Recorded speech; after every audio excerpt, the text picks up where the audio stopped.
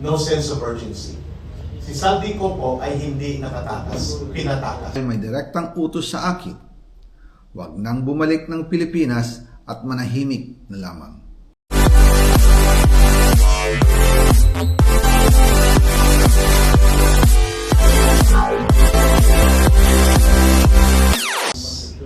Saldico was intentionally sent out to escape by Marcos and Romualdez. Ano pong role ni Saldico? Bodigero at bankero. Bakit?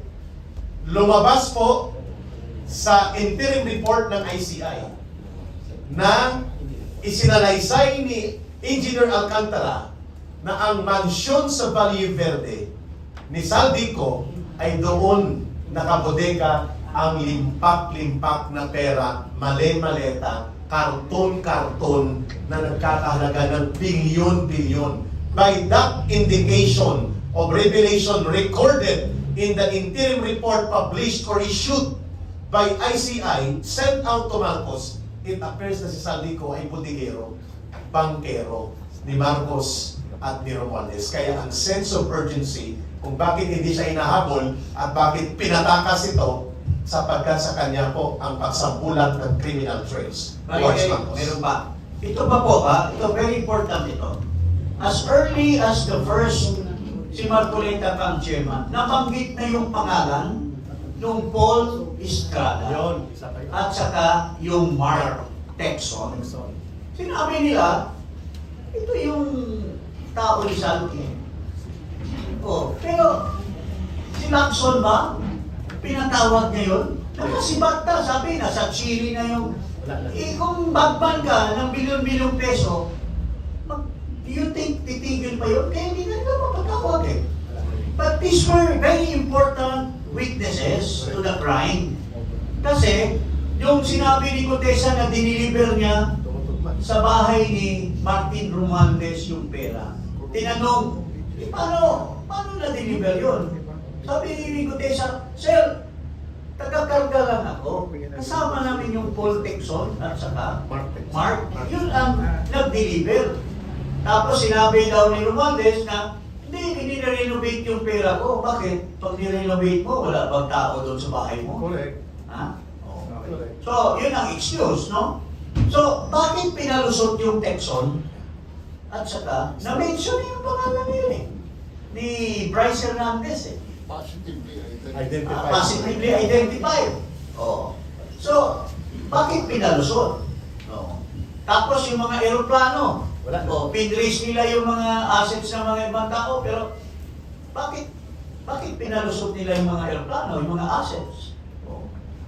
So, this really, kaya kawawa tayo, niloloko tayo ni Marcos, nagmamaang-maangan siya na matagal daw, sabi ng kanyang localette na spokesman sa Malacanang, it's so hard to prove. You know, you have to file, you have to, do a lot of, trial lawyer daw siya, mahirap daw mag-build up ng kaso.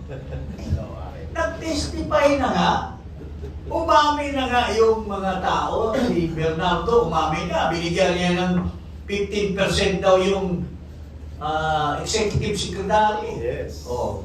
Bakit hindi pa pinalaot ni Marcos yung tao na yan? Inimbestiga, dapat pinaimbestiga niya sa ICI dahil there is an allegation that Bersamin or the executive secretary, wala namang ibang AS ngayon.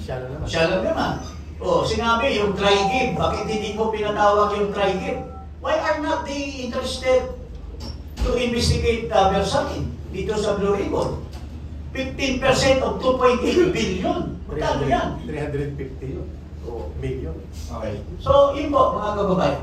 Ayun, sir. Very short lang. Okay. Anyone can answer. Kahapon sinabi rin ng Pangulo na itong papasko lahat ay makukulong sa mga well, it may sound very positive. Okay naman yun. Ang problema, sinabi niya 40 plus lang. Paano siya naka-alam ng 40 plus? Ibig sabihin, kinokontrol niya ang ICI, kinokontrol niya ang ombudsman. How was he able to come up with 40 plus? Sigurado ba siya na 40 plus lang? Let me answer that. He mentioned that figure, Okay. alam mo, pwedeng maging totoo. Ito, pwedeng maging totoo. Pero not in the real concept of jailing. Alam mo, ganito kasi yung proseso niyan. Pag pinailan mo, pag nag-imbestiga ang ombudsman, sinabi ni Boying 60 to 80 days, pwede na. O, halimbawa, may testimony na sila Bryce, sila Alcantara, si Bernardo, pwede nang paspasan ng ombudsman yan, ng kaso, tapos i-file. Since plunder yan, or marginalization more than 8 billion, napaka-bilis yan.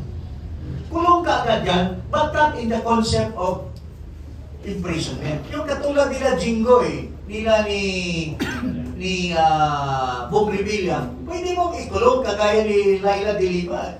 No bail.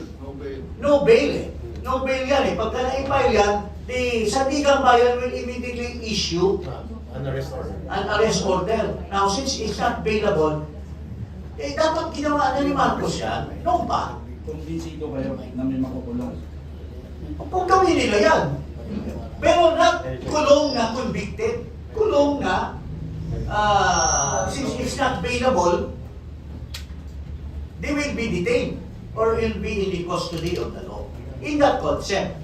Pero kung, alam mo, with due respect, ang dami, si Enrile, with may deepest condolence. Sumalangit tawa. Pero, bago siya nangyari sa kanya ngayon, dinismiss ng sandigan Maski ano pa ang gagawin ng ombudsman? Kung bulok yung sandigang bayan, maka mayroon bang napatigil na nakulong sa sandigang bayan? Wala. Na-dismiss si Bong Revilla, na-dismiss yung kaso ni Jinggoy. Ang daming na-dismiss, pati si Napoles. Si Imelda Marcos hindi pinakulong, maski may conviction. So, mahirap talaga. Pero, ang inaano ng taong bayan, hindi yung kulong in the real sense. Mayroon bang napa-detain because of the case dahil non-bailable. Yun dapat ang ipakita ni Marcos. Pero, kung ang makukulong ay mga mga small price. Sinasabi na niya walang kaso kay Romualdez.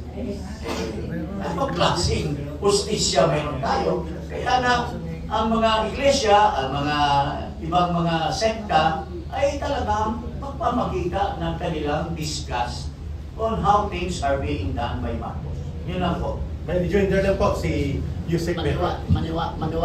Maniwala pa ba tayo kay Bongbong Marcos? Maniwala pa ba tayo sa kanya? Si Enrile ang sinabi niya, may due process tayo, kaya matagal pa yan. Di ba? Sinabi niya doon sa mga nagkasala. Ngayon sinabi kakulong na sa December. Sabihin niya bukas, hindi. Ngayon, oo. Maniwala pa tayo, kaya galit na ang taong bayan. Yun.